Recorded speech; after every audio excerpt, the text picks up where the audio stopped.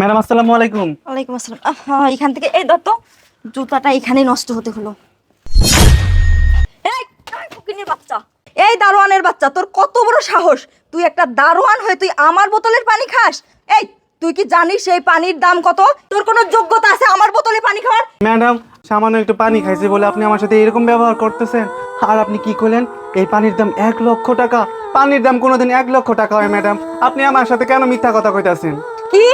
তোর এত বড় সাহস, তুই একটা দারোয়ানের বাচ্চা হয়ে আমার মুখে মুখে কথা বলিস? দারোয়ানের বাচ্চা! ম্যাডাম আপনি বারবার আমার কেন মারতেছেন কোন তো?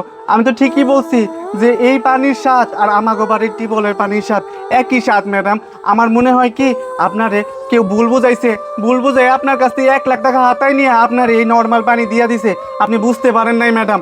এই পানিটার দাম ম্যাডাম কোনোদিনও 1,00,000 টাকা হইতে পারে না, কারণ পানির দাম কি কোনোদিন 1,00,000 টাকা হয় ম্যাডাম?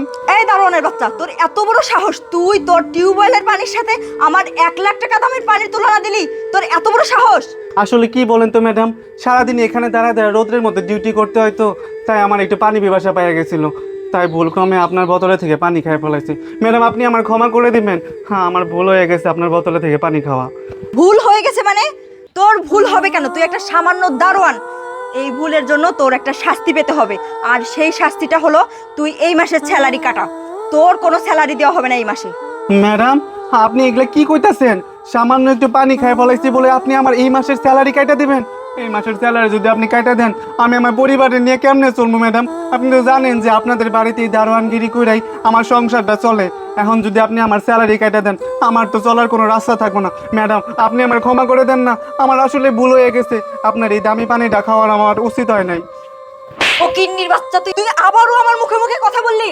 আর অনের বাচ্চা তুই! এই মিষ্টি, কি হয়েছে এখানে তো চিল্লি কেন? দেখো না ভাইয়া, এই সামান্য একটা দারোয়ান আমার মুখে মুখে কথা বলতেছে, আবার আমার এত দামি পানি খেয়ে ফেলেছে। এরকম একটা মূর্খ দারোয়ান কেন রাখছো আমাদের বাসায়? বুঝলাম না, সামান্য দরমান মানে তোর জন্য কি বিসিএস কাটার নিয়ে আসতে হবে আমাকে? এই তুই থাম। এ ভাইয়া তুমি বলো তো কি হয়েছে এখানে? আসলে কি হয়েছে বলেন তো স্যার, আমি এখানে দাঁড়ায় আছিলাম, বাইরে কত রোদ দেখতেই তো আছেন। এত রোদের মধ্যে দাঁড়ায় থাকা খুব পানি পিপাসা পাইছিল। ম্যাডাম একটা বোতল আমার হাতে ধরায় দিছে, সেই বোতলে একটু পানি আছিল, সেখান থেকে একটু পানি আমি খাইছিলাম বলে ম্যাডাম আমার লগে এত খারাপ ব্যবহার করতেছে। শুধু তাই না স্যার, ম্যাডাম আমারে কইছে সে নাকি আমারে এই কাজে থেকে বাদ দেওয়া দিব, আর এই মাসের সম্পূর্ণ স্যালারি সে কাটা করে দিব। যদি এই মাসের সে স্যালারি কাটা দেয় তাহলে আমি আমার পরিবার নিয়ে কই যাবো বলেন তো স্যার? এই মিষ্টি, ও কি সত্যি কথা বলতেছে? হ্যাঁ ভাইয়া, ও সত্যি কথাই বলছে। সামান্য একটু পানি খেয়েছে বলে তুই তাকে এভাবে অপমান করবি? মিষ্টি, তোর কত বড় সাহস! এভাবে অপমান করতে তুই পারিস না। আমার পরিবার তোকে এই শিক্ষা দেয় নাই। মিষ্টি, সামান্য একটু পানি তো খেয়েছে, আমার ধন সম্পত্তি তো আর খেয়ে ফেলে নাই, তাই না?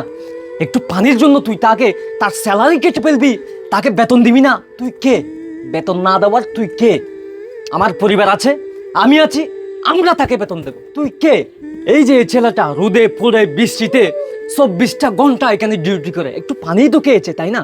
বেশি কিছু তো আর খাই নাই, তার জন্য তুই তাকে এভাবে অপমান করতে পারিস না। আমার পরিবার এটলিস্ট তোকে এই শিক্ষা দেয় নাই। চি মিষ্টি সি, একটা দারোয়ানের সাথে কিভাবে ব্যবহার করতে হয় সেটাও তুই জানিস না। আমার পরিবার কি তোকে এই শিক্ষাই দিয়েছিল? মিষ্টি মিষ্টি, ও যদি বড় লোক হইতো না, সে এখানে দারোয়ানি করতে আসতো না। সে গরিব বলে, তার টাকা নাই বলে, সে অভাবী বলে এখানে আমাদের বাসায় দারোয়ানি করতে আসছে। আর তুই একটা দারোয়ানকে কিভাবে সম্মান করতে হয় ওই কমন সেন্সটুকু তোর নাই।